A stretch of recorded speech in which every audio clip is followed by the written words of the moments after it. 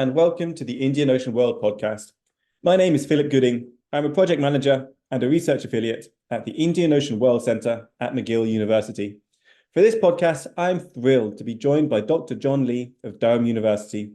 Dr. Lee is an environmental historian of early modern East Asia, particularly the Korean Peninsula, with transregional interests in comparative histories of pre-industrial forestry, the history of pine, the pre-modern history of the conservationist state, and the long-term environmental legacies of Eurasian empires.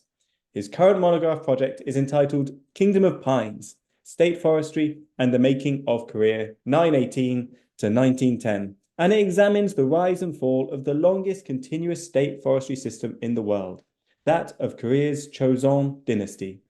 In this podcast, we'll be discussing two recent article-length pieces.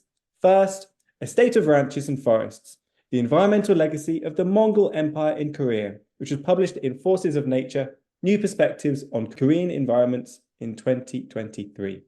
The second publication is The Sylvan Local, the Pine Protection Kit in Late Joseon Korea, 1700 to 1900, which was published in The Cultivated Forest, People and Woodlands in Asian History in 2022. Dr. Lee, thank you very much for agreeing to this podcast. I just want to start with a very broad question about how you came to this topic. What drew you to forests in the Korean Peninsula? How did you come to study this topic? And what is its significance in the wider fields of Korean history and the history of forests? Yeah, well, thank you so much for having me. It's a great pleasure.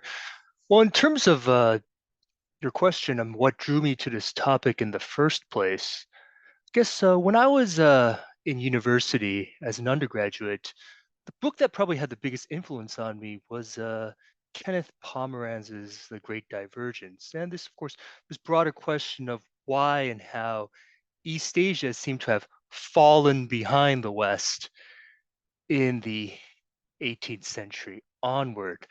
And of course, Pomeranz's book has been hugely influential and of course also controversial in some ways. But as a young undergraduate, this question fascinated me, especially because my parents are immigrants from Korea who came to the United States back in the 1980s. And the narrative I always heard of East Asia was this one of decline and for China and Korea, humiliation, going through decades of attacks by foreign powers, Japanese, European, and so forth. And so for me in university, reading Pomeranz's book, this question really came to the fore.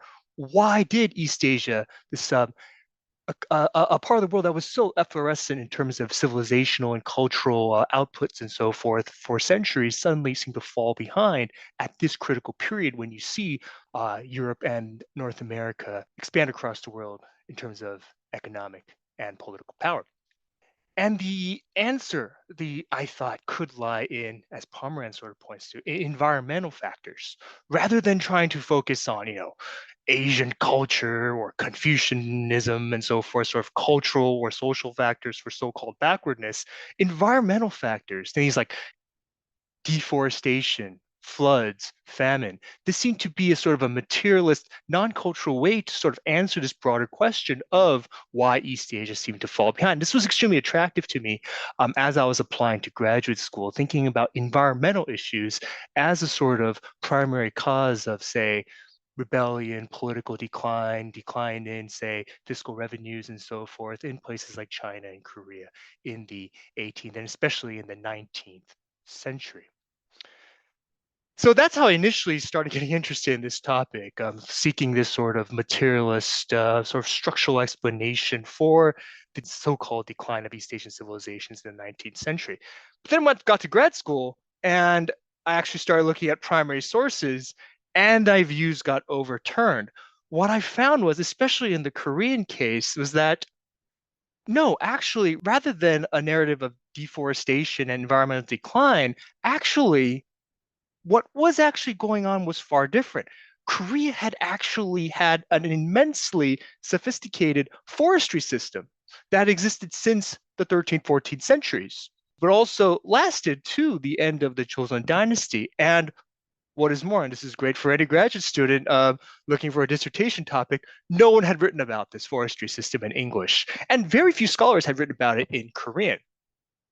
And so that's what I ended up writing about in graduate school. But you can see my inner sort of historiographical turn that I took, going from focusing on environmental degradation and so forth, this sort of um, narrative decline to something I don't want to say necessarily positive, but something far more constructive, focusing on how a particular early modern, pre-modern society attempted at least and sustained what we call a system of forest conservation or environmental conservation in a pre-modern era.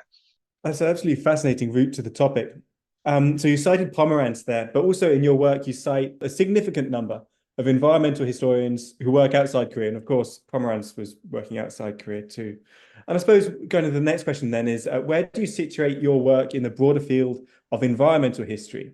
Are there particular techniques or methods that you find useful from environmental history? And are there any particular critiques, and obviously you critique Pomerantz here, but any particular critiques for the field of environmental history that you think your research on forestry can offer to the field as a whole? It's a great set of questions. I'm going to start with the last one in terms of critiques, because this sort of, I think, opens up how I situate myself. So, the field of environmental history has, of course, expanded greatly since in the last 3 years in this era of environmental crisis and so forth.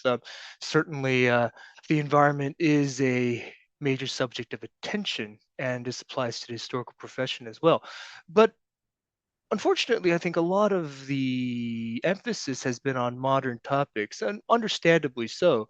But environmental history, a lot of it has its origins in the American historical field in particular, which of course will have a very modernist bias. Uh, but I think what we also see, and this is where I situate myself, is an increasing number of scholars interested in pre-modern and early modern aspects of environmental history rather than focusing on issues such as industrial pollution and so forth, focusing on issues like how did a pre-modern society, how did an early modern bureaucracy understand issues like deforestation and specters of environmental degradation. Uh, what sort of measures could be taken by pre-modern societies, pre-industrial societies, in order to enact sustainable uh, processes of forest conservation and sustainable yields. So a growing number of scholars, I think in the past 20 years in particular, have started focusing more on pre-modern topics within the environmental historical field. And again, as usual, a lot of these scholars have focused largely on Europe. Scholars like Paul Ward, for instance, or Joachim Radkau, scholars have focused largely on Germany and its particular early modern forestry system. These are scholars who were quite inspirational to me when I was in graduate school. All scholars like Carl Apune, who's done a great study of forestry in Renaissance Venice. And in the past 10 years, we've seen more and more scholars looking at similar issues within East Asia as well. Ian Miller, who is one of the co-editors for the Cultivated Forest volume and was really instrumental in really pushing that project forward. He has written an excellent book called Fur and Empire on forestry in early modern China. Meng Zhang has also written a similar book on forestry and timber markets in Qing, China. But the takeaway from all this is increasingly scholars are interested not just in pre-modern, early modern aspects of environmental history, but also really focusing on forests in particular as a very useful prism for understanding not just environmental change in early modern societies, but the working of pre-modern, early modern societies themselves. Um, Joachim Rodkau, the German forest historian, has a great quote on this. Forests are great to think with. Wood was the sort of fundamental resource of pre-modern times in terms of fuel, in terms of construction material, in terms of raw chemical matter. And thus, focusing on wood and forests allows us to not just understand, say, environmental change or statecraft and bureaucracy, but also workaday life, cultural depictions of forests and the environment, economic change, fuel usage, and so forth. It becomes almost a very interesting, totalistic way of understanding pre-modern societies and answering various questions related not just to environmental history, but economic, social, and cultural history as well. It's absolutely fascinating. I'm going to take that away from this podcast and think about it some more. From my point of view, a lot of this growth environmental history has been tied to the idea, as you kind of mentioned here, about environmental crisis and the global climate crisis. One of the things that kind of motivates my own research is thinking about if climate change and environmental crisis affects us now, how's climatic variability and how have environmental crises affected our past as well?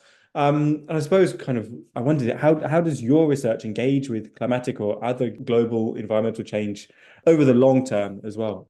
Yeah, no, I'd be curious about your thoughts on this topic as well, because I know you're working on this for your current project. But the issue of climate change, this is fascinating, right? Because certainly it's a very pertinent topic, but I feel that there is an interesting and useful way to approach climate change in pre-modern societies, and then there is a not so useful way.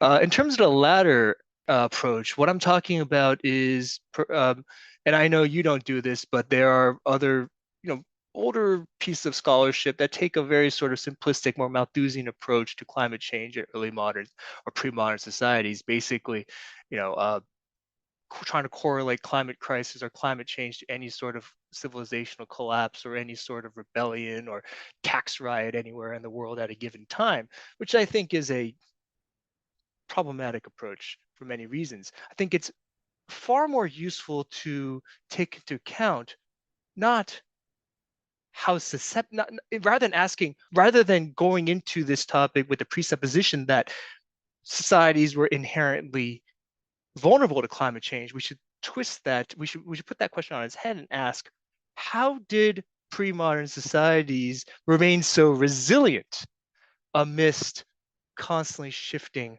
climates and weather systems and patterns and so forth? Obviously, climatic anomalies like El Nino and La Nina, these have existed for millennia.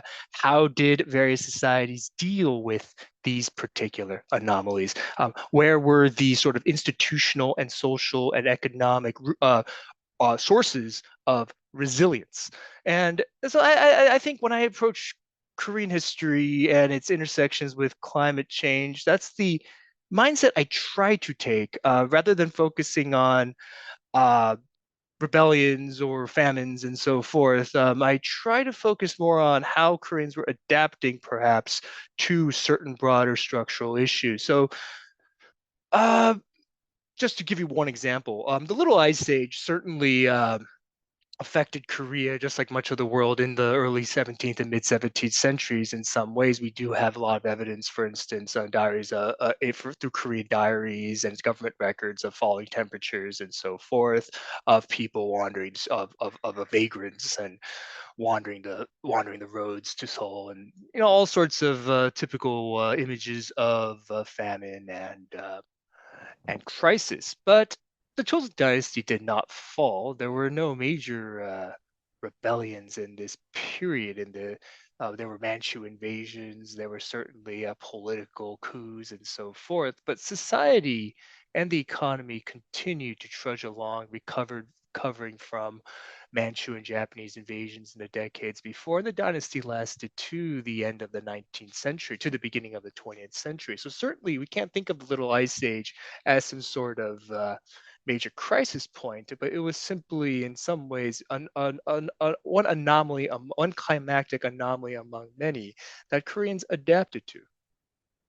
And I think that is the story. If I had to write an article on Little Ice Age in 17th century Korea, that's probably one. It'd be one not of crisis, but one of resilience and adaptation, which would be the main sort of narrative I would want to favor, if that makes sense. Yeah. Absolutely, it does, and it's a really interesting and important take, in my opinion. So I want to get more closely, focus more closely on your two articles that we mentioned at the outset here. So the two pieces kind of cover a long temporal frame from around the 13th century, the time of the Mongol invasions, and to the end of the Joseon dynasty in the early 20th century. And for our listeners, I'm going to kind of ask these questions in a kind of a sort of a chronological order. So listeners who aren't so familiar with Korean or forestry history will be able to kind of come away with a broad chronology here. So most listeners will be familiar with the Mongol invasions across Eurasia. And I suppose the opening question, the simple question to ask at the beginning here, is how did the Mongol invasions of the 13th century change human relationships with forested areas on the Korean Peninsula? How did Hwan environmental management regimes seem foreign to native Koreans? And if so, how did this foreignness interplay with or shift environmental attitudes?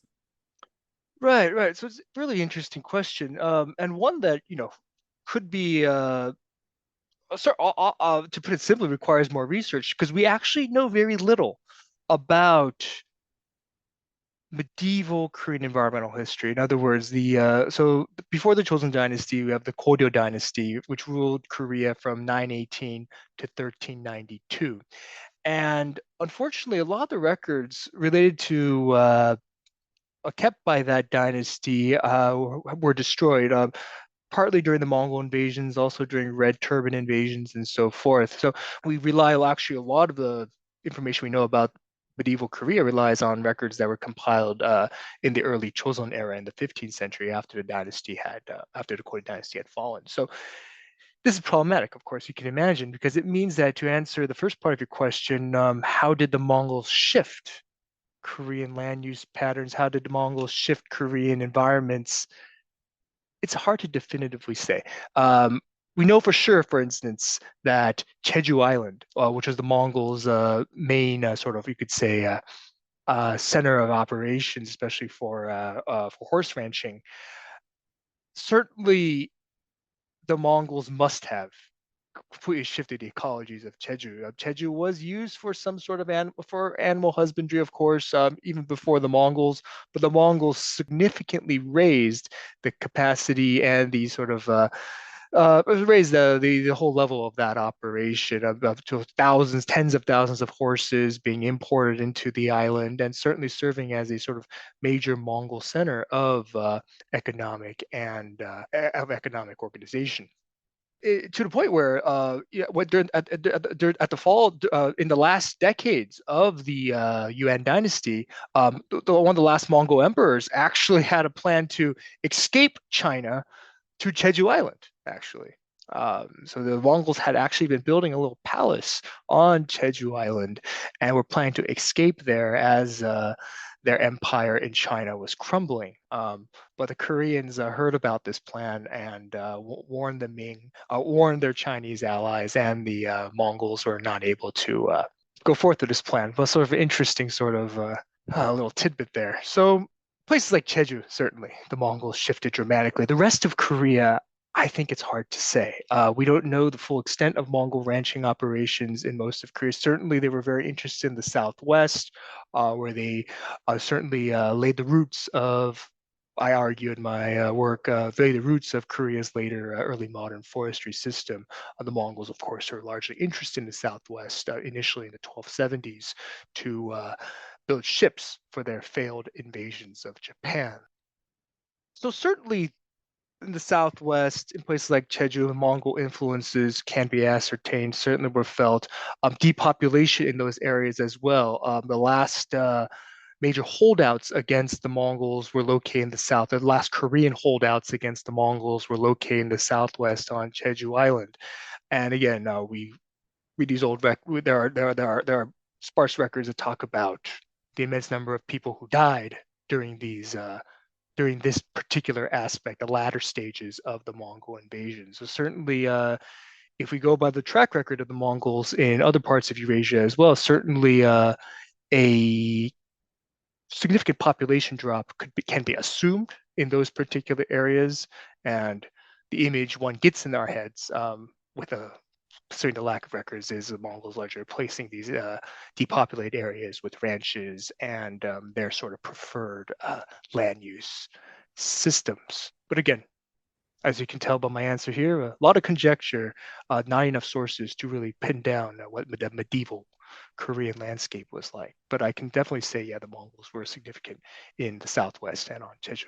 One thing you do mention in your piece as well, though, is that there appears to be an increase in the growth of pine forests, an increasing use of pine as construction material around this time. I guess you don't necessarily attribute this just to the arrival of the Mongols themselves, as though this might be a longer term internal change. But in any case, you mentioned this movement to pine. You mentioned warfare, ecological destruction, shipbuilding, and cultural predisposition as possibilities as motivating factors for this change, or for this change towards pine. But in your chapter, you actually challenged some prevailing assumptions from an older historiography. Reading this, I actually thought there are some lessons for wider environmental historians about changing forestry. Could you expand on what the challenges of the old historiography are, and why you attribute this change towards pine more to certain factors than to others? Right, right. So, sorry, by the challenging the historiography, do you mean specifically regarding the sources of pine dominance?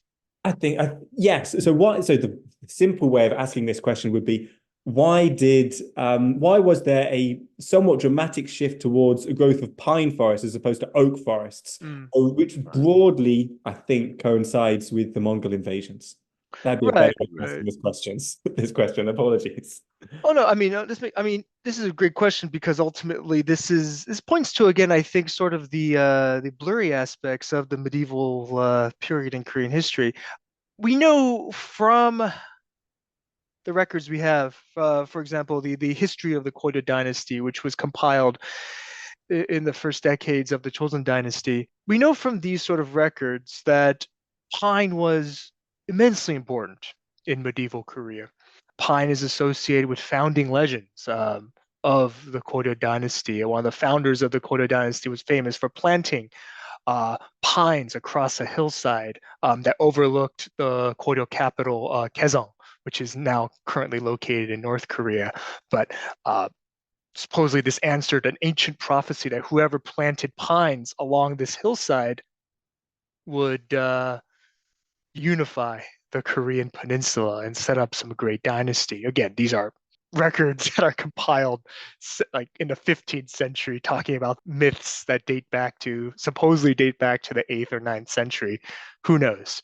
But certainly, the veracity of these stories aside, the import I think is clear. Pine was immensely important culturally to medieval Koreans. The alternative name for Kaesong was Songdo, which means the city of pines. That's another great example. And pine was very common in medieval Korean poetry. It's also the most common tree in early modern Joseon poetry. I could go on and on, but culturally, we know for sure that pine was central to uh, Korean life. But what about the landscape? And again, this is where we can't really, we know from architectural records, for instance, of extant medieval Korean buildings, a lot of them contain quite a lot of pine, especially coming from the 14th century onward. But the sample size is going to be skewed because while we do have more oak construction in buildings from, say, the pre-13th century, that's going to be skewed by the fact that these are often these are going to be the few buildings that actually survive, and oak can be, in many cases, a far better construction material than pine, especially if you want something to last a very long time. So we cannot definitively say when pine started dominating the Korean landscape, but the Mongols certainly must have accelerated particular patterns, again, especially in the Southwest. By the 15th century, when the Joseon government is starting to launch these surveys, trying to pinpoint parts of Korea that were particularly suitable for forest protection, particularly focusing on areas that are dominant in pine. The Southwest was largely the focus of Korean government operations. And again, going back to not only Mongol origins, but also the fact that this area in particular seemed to be quite conducive to pine growth. Mhm. Wonderful, thank you. Right, in the answer to your previous question, you mentioned how Mongol era policies kind of laid the foundation for the Joseon dynasty's forest protection system, which is the longest in world history. I want to draw attention to the second article under review now, which takes up this kind of history in the 18th century with the development of kie, which I think can be broadly defined as mutual aid organizations, and particularly the emergence of pine protection kie, which regulated the usage of local pine forests. So we've had this forestry system, state-governed forestry system from the 15th century, then from the 18th century, we have the development of these pine protection kie. What about the 18th century led to the emergence of local pine protection kye at this time, particularly within this longer history of state-level pine administration? All right. So there's one thing I would like to add before I get into the 18th century, which will help answer your question. But I guess we have to ask this question now: how did pine continue to dominate the landscape? All the way dating back to the 13th and 14th centuries. So again, there's numerous factors involved here. Uh, So one thing I forgot to mention is that one reason why the Mongols may have accelerated dominance of pine in the Southwest, which also again was an area where you do see a lot of these pine protection organizations later. One reason is because again horses in particular tend not to browse on young conifers in terms of their browsing patterns. So it's a phenomenon we see known as pasture pine, very common in eastern North America, areas that horses have grazed for quite a long period, tend to transition toward more dominant dense pine stands. Which again, a common feature in Eastern North America. And chosen officials in the early to mid Chosen Dynasty actually noticed this, that the areas that the Mongols had once established ranches in, areas that had once been pastures, were optimal for pine forests. Literally, they call these areas very suitable for pine, and again, in turn, suitable for government protection. So therein we see a certain sort of, again, this long-term Mongol era pattern continuing. The Chosen Dynasty continued to maintain a lot of these pastures in the Southwest, and in turn, these areas, once the horses largely died away and so forth, were no longer used, these pine forests continued to be protected. So going into the 18th century, these long-term patterns continue to hold. Um, all of these old Mongol pastures in the Southwest and the South are gone, but in their place, we have these sort of pine dominant stands that are continuously protected by the chosen government. But also in the 18th century, as the Korean population continues to expand, as the economy grew more complex, especially the market economy, the bureaucracy realized its own limits. The Korean bureaucracy, like the Chinese bureaucracy, while famous for its civil examination system and its sort of supposedly sophisticated Confucian political theories, for all that, it was not actually an extensive bureaucracy in terms of a number of people and so forth. And so the number of actual magistrates, actual bureaucrats, and so forth did not expand greatly over the course of the Chosen Dynasty. And this affected numerous aspects of the political system, but especially with forestry. So in many cases, the chosen government was trying to get the chosen military, to operate a lot of these forests, especially in the Southwest and the South. Uh, the 18th century was a time of extended peace, and so the military did not have that much to do. So the bright idea was, okay, these are naval garrisons in the Southwest, for instance, that have been established to guard against pirates or Japanese invasions. Have these soldiers guard these local forests, these pine forests instead. Seems like a good idea, but you can imagine what happens. For a lot of these soldiers, this is sort of a money-making operation, demanding bribes, instance, from any peasant trying to use a local forest. Fuelwood smuggling as well became very popular. Soldiers cutting down, military officers and soldiers cutting down these pine trees they're supposed to protect and selling them off to timber merchants, to salt merchants, and so forth, because pine wood was very valuable for burning tidal flats into salt, which in turn was increasingly valuable in 18th century Korea as pickling and so forth, and various other uses became more popular. And so this left a situation in a lot of the Southwest and the South where you have local residents very much resenting government intrusion into an extremely important area, the local forests where they gather wood, where they gather critical construction material, and so forth. So the establishment of these pine protection gifts in this way coincides with this particular issue, this issue of state intrusion into local forests and the decreasing government capacity to maintain this forestry system, at least directly. So utilizing local organizations, notably an autonomous indigenous Korean form of organization, the so-called Ke, was conducive to actually the long-term sustainability of government forestry operations in the southern part of the Korean Peninsula.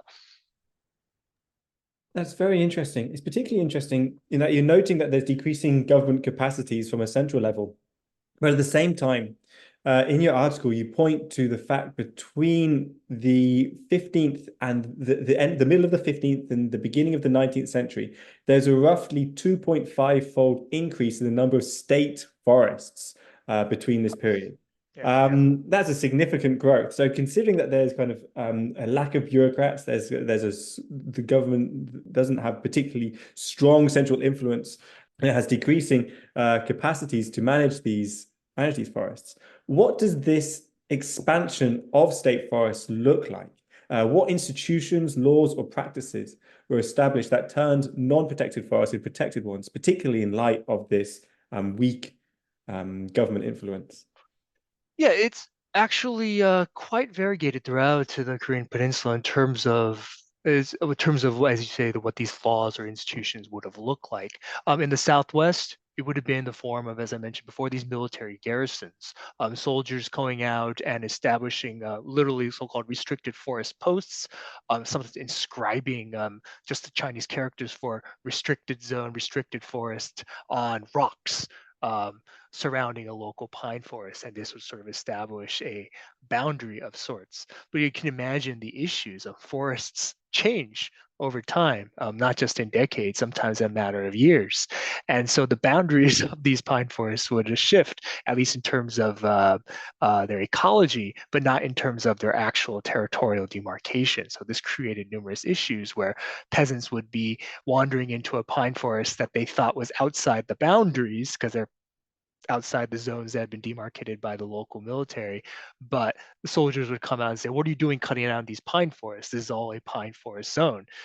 Ordinary peasants would have very little recourse but to usually just pay a bribe to the soldier, to the warden, in order to not get beaten up or extorted and so forth. In other parts of Korea, you would have seen something far looser in the areas in the what we call the upper Nakdong River Basin. So this is the area in the southeastern Korea, roughly coincides with cities such as Daegu and so forth. So the current industrial heartland of Korea, of South Korea. In that area where you had numerous powerful local elites, some the so-called Korean aristocracy, the Yangban, in those areas, while the government would demarcate certain pine forests as government forests, in reality, on the ground, the local elites pretty much had full autonomy over these zones and would not only establish these their own local forestry organizations, their own local pine protection care to protect these forests, but could also do so with very little, well, for the most part, with very little government intrusion. So, so again, just I think shows the example of the variation within this forest system in areas like the Southwest. Certainly, government intrusion was very heavy, and whereas in some areas, these protected pine forests, these government pine forests, government government forests, were state forests only in name, really, if that makes sense. Yeah. Yeah, absolutely does. It also points to one thing which I probably should have asked you about earlier. Why were they trying to protect these forests? To what end? But I suppose that's a question for, but you can ask that question of several different actors here. Local elites, the state, but also the people who are putting together the Kie, or the people who comprise the Kie. Why were they protecting the forest? What were their motivations? And what did protection look like? To what ends do they think that they were protecting these forests? Right. So initially, the Chosun government in the 15th century launched this pine protection system. I mean, that's a literal translation is what they call Songjong, which literally means like pine administration. I mean, the system was originally launched in the first decades of the Chosun dynasty in the early 15th century for three reasons. First of all, for warship construction, to build warships to protect against pirates that were largely coming in from the Japanese archipelago, but also from the various islands in the southwestern part of Korea. Secondly, for edifice construction, when the Joseon Dynasty was established, the capital was moved from the old Goryeo capital of Kaesong to present-day Seoul. So that required, of course, an immense construction operation. It required a significant amount of timber, as you can imagine. And second and thirdly, coffins. The Joseon dynasty is famous for being a Confucian dynasty in the sense. It was established by very zealous Confucian scholar officials, many of whom have been influenced by new ideas coming in from Yuan China. And in a sense, this zealous Confucianism extended not just to the establishment of a sort of Confucian political or institutional system, but also to culture and basic daily life. And one of these aspects that these officials wanted to change was funerary rituals, basic burial practices. And that basically meant burying your dead parent in a coffin, which required high quality wood, and high quality pine was considered the optimum wood for building these coffins.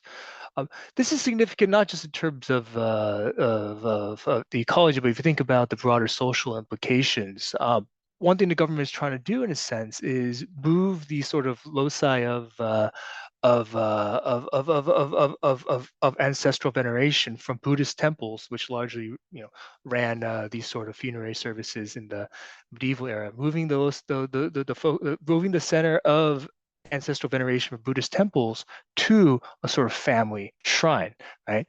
And it has remarkable parallels with what goes on with the Protestant Reformation in Europe, in the sense of like no monk should stand between a man and his ancestors. By directly burying your ancestor in a coffin in your family shrine, it cuts out the middleman and essentially perpetuates this Confucian vision of a stable, patriarchal, family-centered political order. And for this ambitious plan to succeed, you need reserves of high-quality pine timber. So that's the third reason. The best quality pine forests were given a special grade. It's called Hwangjang forests, which basically Hwangjang denoted a highest quality pine that could be utilized for coffins. Initially, it's supposed to be only done by elites, but the practice spread throughout Korea over the centuries. So by the 17th and 18th centuries, you hear reports of whole hillsides covered in these tombs, of these tomb mounds, as even commoners were trying to replicate and imitate this elite practice of ancestral burial. Mm-hmm.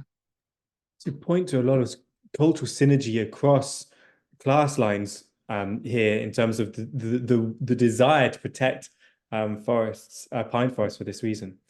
Just as a final question related to your articles, then, could you explain or discuss the relationship between the central state and local kie? So the central state obviously organized on a state level, and kie organized on a very much more local level.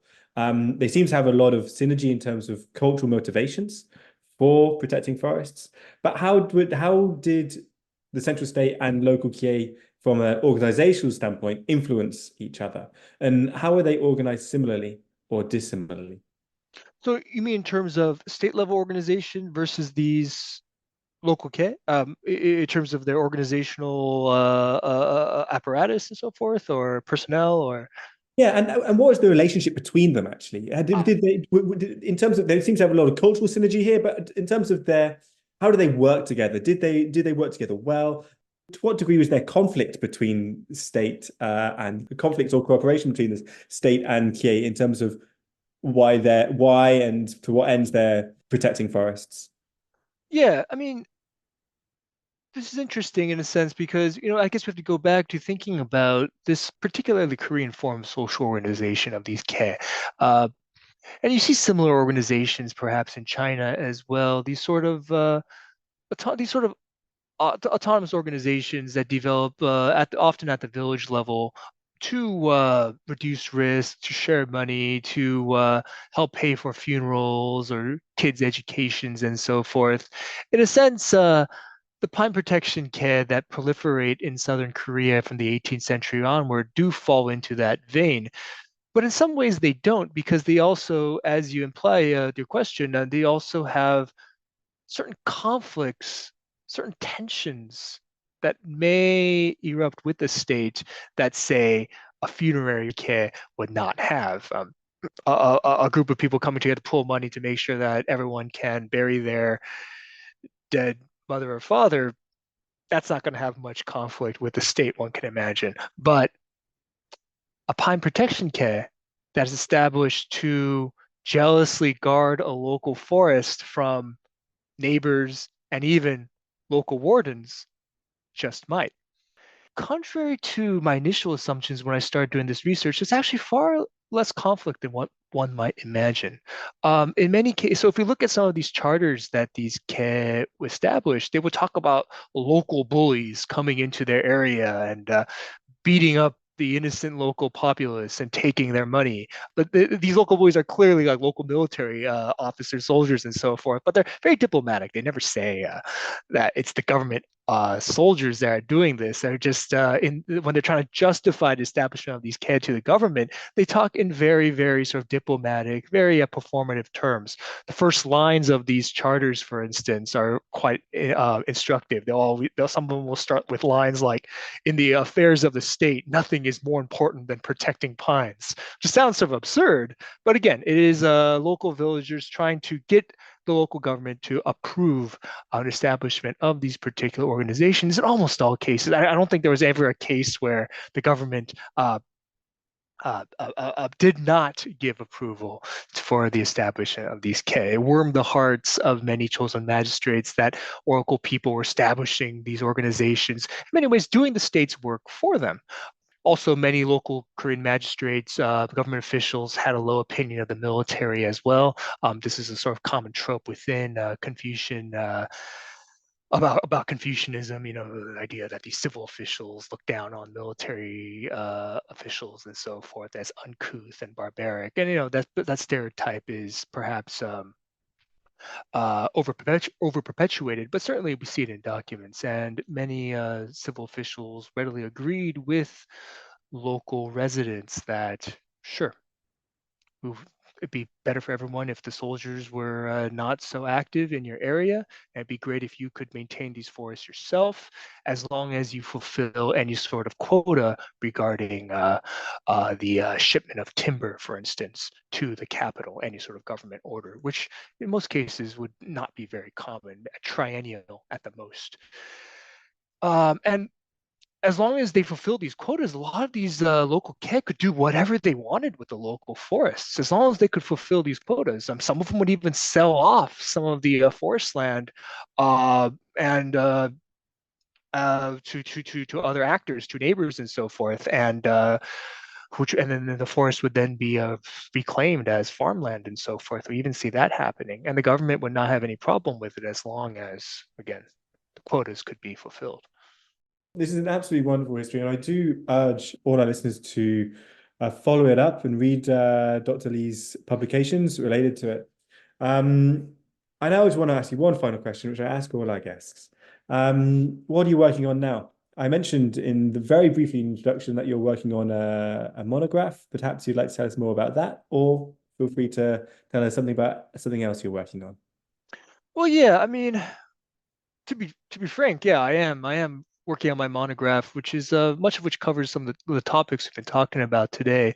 So the book's title is Kingdom of Pines, as you mentioned, state forestry and or constantly shifting the title these days, but basically a kingdom of pines of forests and the state in early modern Korea. And to answer your question in terms of anything new regarding this topic I haven't mentioned, I don't know. It's hard to say. There's many things, far more I could talk about regarding my book. But there's one thing I wanted to add. I guess I suppose going back to my original query, then if the Chosen Dynasty had this amazing forestry system, why did it fall apart in the 19th century? certainly some of your listeners might be curious about this. If that's the question I originally went into grad school with, have I answered that?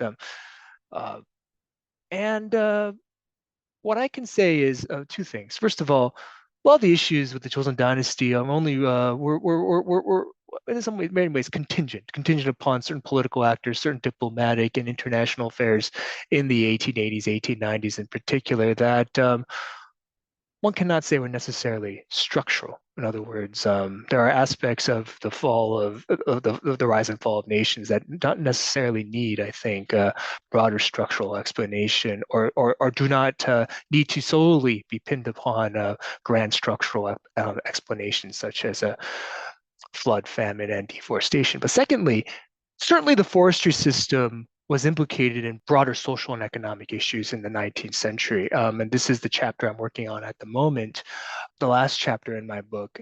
And as you can see, you can probably see from what I've been talking about, these local ke, they seem quite noble. Local people organizing their own forestry organizations.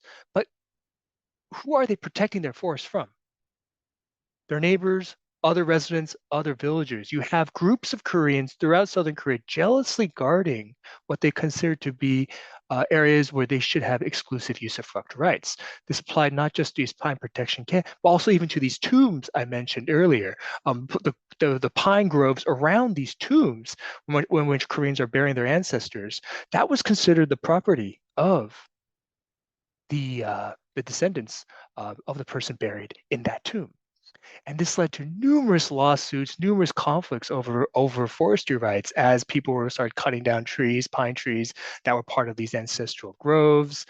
We see numerous lawsuits, tensions build up, not between state and society, but between neighbors, between neighboring families, for instance, over the course of the late Joseon Dynasty. And many of these tensions did cross status lines as well. So one can imagine a society where you have increasing tensions, economic and social tensions throughout society in the 19th century, which certainly was a major factor in broader issues regarding economic and social dislocation. That's absolutely fascinating, and I really look forward to reading more when the book makes it out there for us all to read. And thank you for agreeing to this podcast too. I also want to thank Sangli Riemann for organizing and producing this podcast. I want to thank the listener, you, for streaming and or downloading. And once again, my name is Philip Gooding, and this is the Indian Ocean World podcast.